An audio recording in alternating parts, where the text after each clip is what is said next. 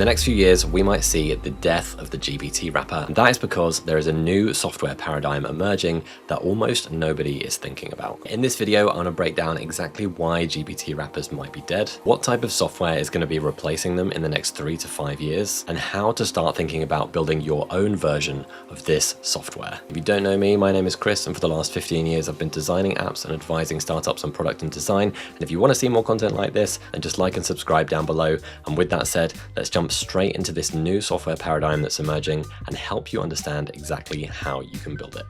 Build great products. Build great products. So I know you're asking the question because of the kind of clickbaity title. If GPT wrappers are dead, then what replaces them? And what I want to break down is, I'm going to break down this X post that I saw because this was really the inspiration for this video. And I want to break down exactly what might be replacing GPT wrappers in the future of software and why this is really important to understand if you are interested in building software going into 2026. This is not necessarily to say that all GPT wrappers or all AI wrappers are dead, but that we're moving towards a different paradigm in software. Now, this is a long way out before it becomes completely ubiquitous. These things take a little bit of time to actually filter through, but let's dig into this tweet from Dan Schipper over at Every, which I would recommend checking out Every if you don't know Every. They do some incredible write-ups and they have some incredible software tools on the latest changes in AI. But basically, he's written something here just explaining that they are only building agent native apps Every now. So in this video, I want to break down what is an agent native app, what is an agent wrapper. Basically, an agent wrapper is what will eventually replace GPT wrappers in software, I think. What is an agent native app and how you can get started building one and how you can start thinking about the next wave of software as we get into a world where you can kind of build any application using AI coding tools. So agent native apps. Traditional software architecture, you write code that defines what happens, the computer executes your instructions, and then the user basically goes in and clicks on the buttons and enters information in the forms and does all of the stuff in the application that the user wants to be able to do. Agent native architecture is defining outcomes in natural language. The agent figures out how to achieve them using tools. In an agent native world, features are prompts and not code. And now I think this is a little bit abstract and obscure to kind of understand. It got a lot of attention here, 102,000 views as of the time of filming this. But what this basically means, and I think this is maybe the biggest software opportunity of 2026, what this basically means is that your application that you're building should basically be designed for AI agents to be able to use them as well as humans. And so I want to break down the difference between GPT wrappers and agent wrappers. And so the future of software is going to be agent wrappers and agent native applications. What are they and how do you build them? And I think one of the big things driving this change is the Claude Agent SDK, which is basically Anthropic's development kit for building AI agents and agentic applications. And it allows you to effectively create a wrapper around the Claude agent or Claude code, basically, and then use that inside of your own application. And at the end of this video, I'm going to demo you an agent native application that I am building myself as well at the moment to show you the kind of thing and like how this actually looks when you're using the application. So traditional SaaS and GPT wrappers are basically an interactive UI where you sign into the application, you click on buttons, you enter text into forms, you do a set of actions, and you're provided a set of tools to use within that application, basically. They're designed for human use, and they have a subscription-based pricing because it's up to you how much you interact with it or don't interact with it. Agent wrappers, on the other hand, is basically where the user interacts primarily with an agent, and then the agent interacts with the tools or the application instead of the user. And then the user is basically managing that agent to go and use that set of tools to perform a certain task. It's applications that are designed for both agent and human use, or just agent use primarily. You could totally build a software that is just designed to be used by an AI agent like Claude Code, and generally will be based on usage-based pricing, which means that you're paying depending on the amount of AI usage that you actually want to use in that software.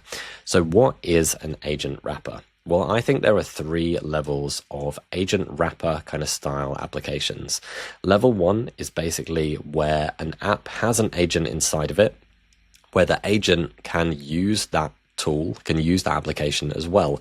And you might think of this as like an existing software application which has like an agent running alongside of it. So think about Notion or Slack, where maybe they have an agent like inside of Slack or inside of Notion that can actually do everything in Notion that you would do. And so that is the next step up from SaaS or GPT wrappers, is basically having an agent inside of your application that can do and use all of the tools within that application already, and all of the UI and all of the features that you can do in it. Level 2 is about building an app as an agent. So building an agent primarily where the user never interacts with the app tools, but can see them. So the only thing happening is that the agent is interacting with the entire app, and the user never really kind of looks at the app or never interacts with the app, but they can see what's happening. And I think there are going to be applications and software that exists that are successful across all of these levels, by the way. So I don't necessarily think that everything is going to go a certain direction. I think there are still going to be a bunch of GPT wrappers that are super useful. They're not going to be entirely dead. There's going to be a bunch of different applications at all of these levels that are successful. It's about finding the right architecture for you and thinking from an agent first point of view if you are building software. And then level 3 is basically an agent that builds and maintains its own tools based on what its purpose, goals, and context are. So you could think about this as having an agent like Claude Code, where as you're prompting it to do certain tasks, it's actually building an application behind the scenes to just do that for you. So at the moment, if I think about the way that I create a lot of my posts for X, is I use a set of post kind of frameworks that I have saved. I use transcripts from my video content like this, and I get AI to write me a bunch of different posts, and then I edit and filter them and post the best ones that I think from those posts that AI has written out for me. That saves me a ton of time, and you could imagine an AI agent in this instant building that piece of software for itself to use behind the scenes, and then using that to complete that task for the user, if that is the best way of the agent actually going and doing that. And so that level 3 is about the agent building the software behind the scenes based on its own purpose, goals, and context. Now that we've broken down what an agent native application is, what an agent wrapper is, I want to show you an example of an application that I'm building at the moment called Scribe, which is basically, and this is just cursor here that I'm showing you with Claude Code running, and this is basically an example of like a level 1 agent application, an agent wrapper basically. So you can see in the application here, I've got this canvas where you can add different documents to. I'm just like adding a bunch of test documents here. I can click here and I can create a new document on this canvas. That's great. That's like a traditional kind of application interaction kind of pattern. But what I can also do here is I can use the agent in this app, and this is built using the Claude Agent SDK. You can see here in this message, so I basically said, let's create a brand strategy for this project. There was a couple of times where it didn't work before, as I'm kind of trying to figure this out and build it myself. And after I said, let's create a brand strategy for this project, basically the Claude agent said, I'll create a comprehensive brand strategy for Scribe.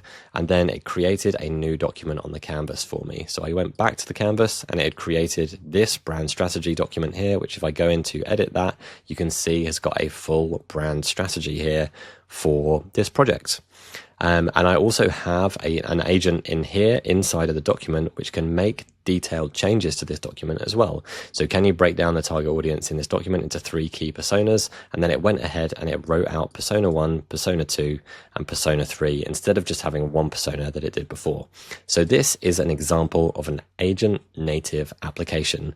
And this is just like the very base level of an agent native application, a very simple application, a very simple implementation of one where you have an agent inside of your application that can use all of the tools inside your application. So it can delete nodes, it can create nodes on the canvas, it can edit documents here as well, and it can make changes to any of the content of your documents and context. It has context of your entire project in this application, and the user could primarily interact with this app just through asking the agent here to do all of the tasks in the app for you.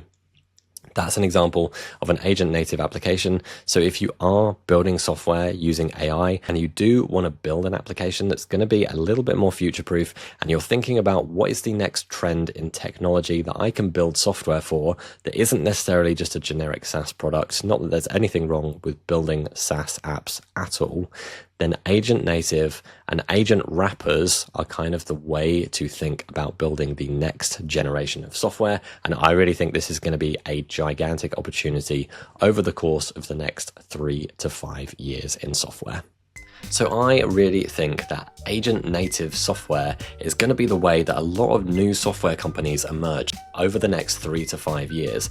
We are only at the very beginning of what is possible with AI agents, with agents like Claude Code, which are good at even non-coding tasks. They can do research, they work locally on your computer, they can browse the web, use a bunch of different tools, use MCP and all of this other functionality that basically empowers them as a general purpose agent. And Claude have released the Agent SDK in 2025, which means you can effectively wrap Claude Code into a piece of software and give it the tools through your application to be able to perform anything with AI. And so if you think about building software from an agent first point of view, rather than just a SaaS UI which a human interacts with, and giving an agent tools to be able to use the software that you're building, and also thinking about how a user might interact directly with an agent instead of interacting with a traditional UI, then you are going to be at the forefront of software development moving into 2026 and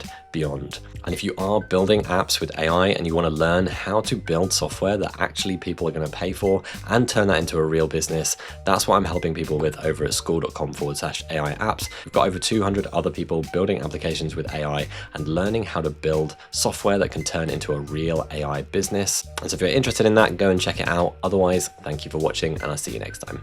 Build great products. Build great products.